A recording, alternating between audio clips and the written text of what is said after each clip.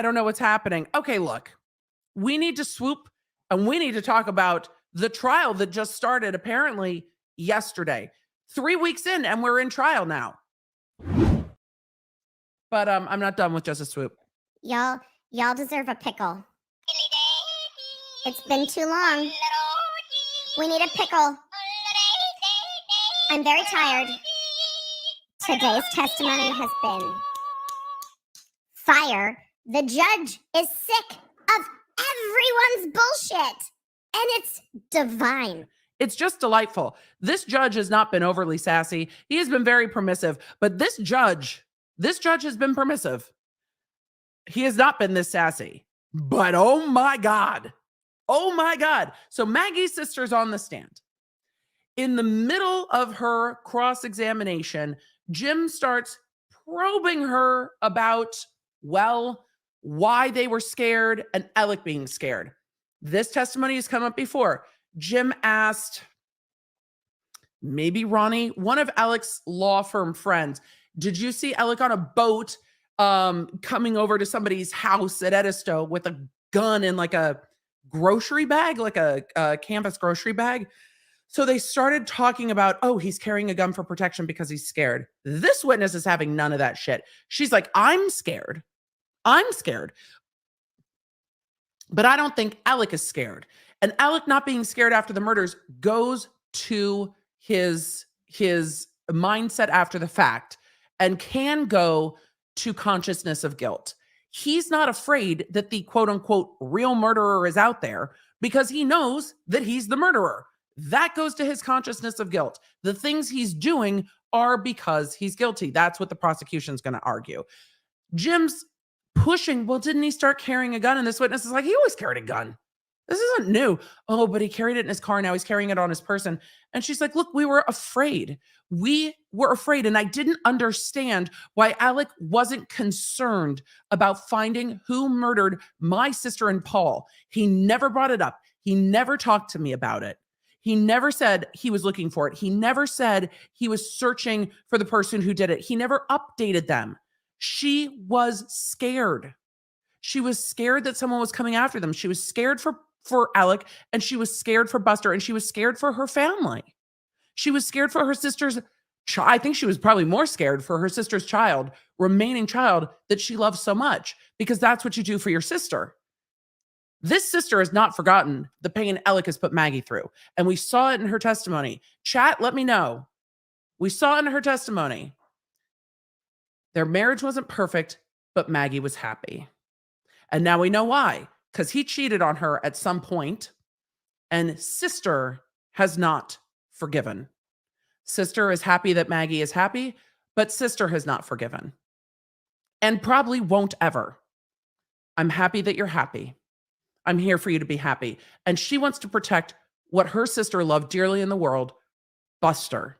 So of course she was afraid. Of course she wanted answers. And then she said everything started to change in September. And then the jury was yeeted. Yeet the jury. And then we get a small 404 hearing, or a proffer, outside the presence of the jury, where the sister talks about the fact that Alec had an affair 15 years ago, and that Maggie has brought it up as recently as a year before. Maggie has not forgotten. This is other motive, that maybe Alec can't just come to Alec or Alec can't just come to Maggie and be like, hey, I know you want to move out of Hampton, where people are looking at you because of everything that's gone down with the boat case. And I know that you want to move to Hilton Head, but we can't afford to do it right now. And maybe he is terrified to say why they can't do it right now, because she is still pissed about the affair. It doesn't matter that it's 15 years ago. The sister said Maggie had brought it up as recently as a year ago, even though the affair happened in 2007. Maggie hasn't forgotten, which leads to the circumstance of Alec being always lovey-dovey, trying to make it seem as everything is perfect, because he is still making a penance to Maggie. She wants to move out of Hampton and go down to Hilton Head, or up, or east, some direction to Hilton Head. and they can't afford it because he's stealing money everywhere and he is maxed out on loans at the bank. But he also can't tell her that he is maxed out on the bank because he is still making a penance. So when everything changes in September, she knows that everything changes in September because Jim Griffin, the fucking lawyer, calls her and says, Alec has been shot. He's been fired. He's been stealing from the law firm. How is that the person you choose, knowing you've had that conversation with this witness, and then you choose to do the cross-examination? And they haven't even gotten to the fact that he admitted that the roadside was a setup. Holy shit. And then the judge is looking at Jim and going, well, are you a witness? Jim made himself a witness in this case 1,000,000 times over and probably shouldn't be one of the attorneys on the case because of it. He was there the night of the murders. He could consult with this defense team, but he probably shouldn't have been directing and crossing witnesses. And the judge is over the old boy fuckery that he is seeing on the defense side. Because Jim is so interlinked with this case. He showed up the night of the murders. He's been at the house. He knows all of these boys. They are family, friends. And the judge was like, so are you a witness too? Because the judge knows. If they had had the other defense attorney, who I quite like, Barber, do the cross-examination of Maggie's sister, none of this would have happened, but here the fuck we are. Here the fuck we are. And I think the judge is going to let all of it in. The judge has let everything in. And the judge has said, you've opened the door. Your wrecking ball, your door frame, not my problem, not my circus. You reap what you sow. I thought that this was a huge issue at the beginning with Jim and Harpootlian because they represented Paul.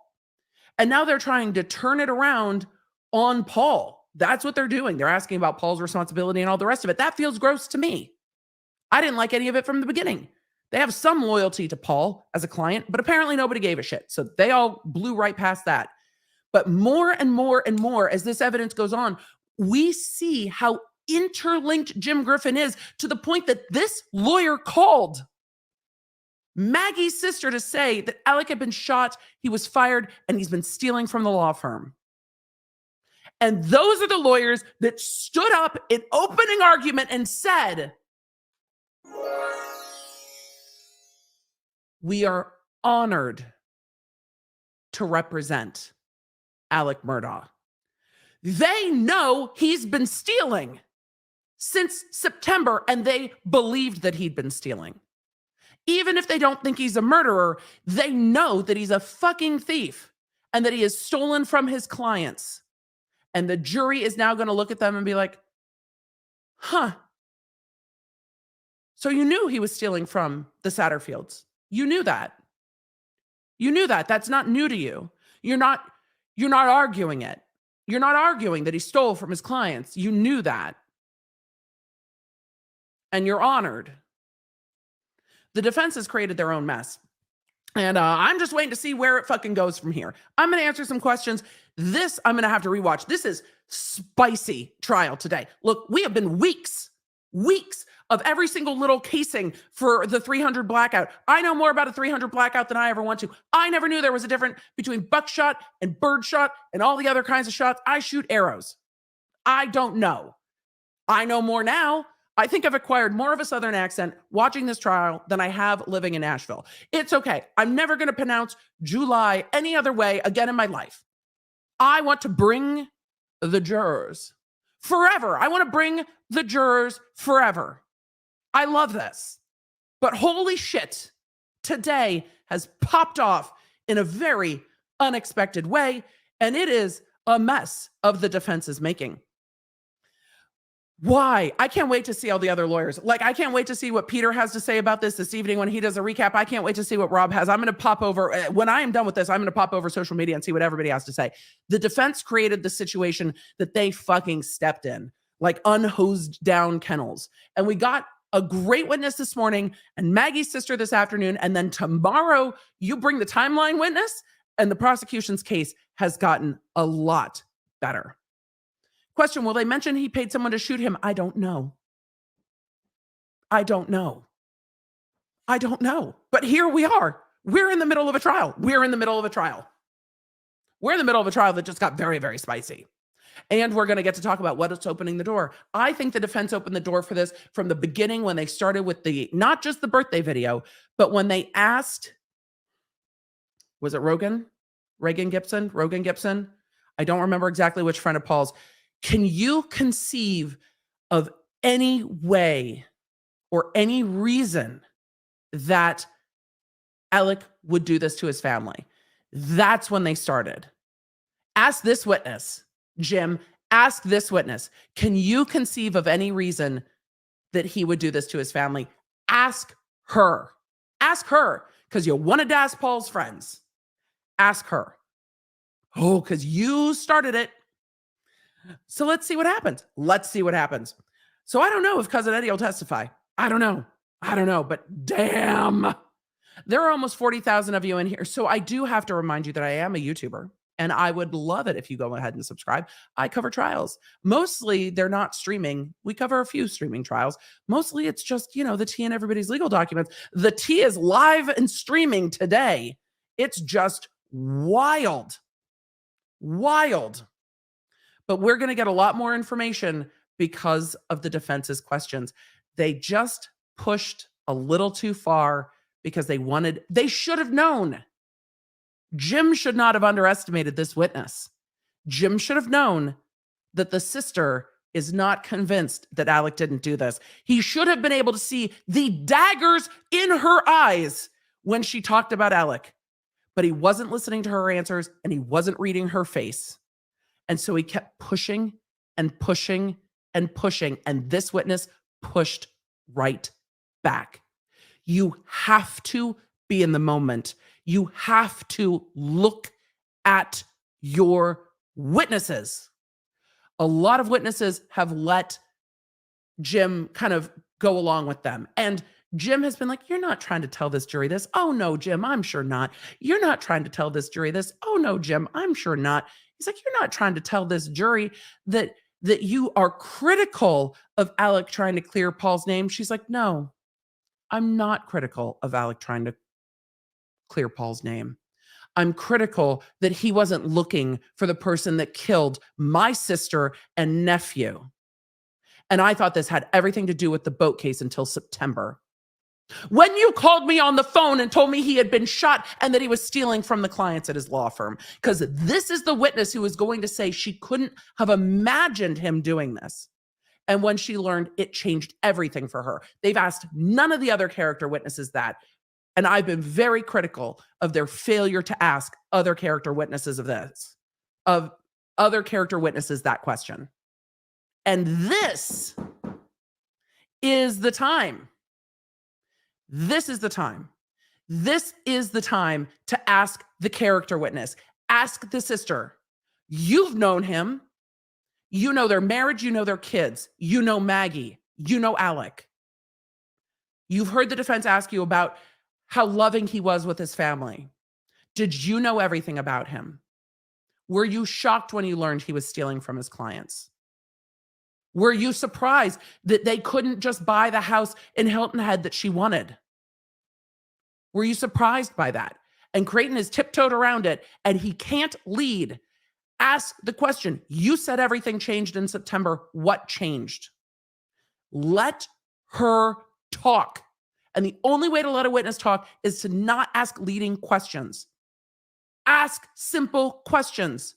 What did you feel? What did you do next? What did you hear? What changed for you in September? What did you think when you learned that he was stealing from his clients? Simple questions and let her talk. Let her talk. All right. I don't know how long this break's going to be for. The court always says 10 minutes, but I have time blindness, so it always feels like 170 years. And then I am kind of fired. I am all fired up. We're having our whole, this is the spicy Draco moment of this trial. This right here. Everything changed in September. That is the same could be said about you, Elaine. This is the moment. This is the moment. Let's answer questions. We got time.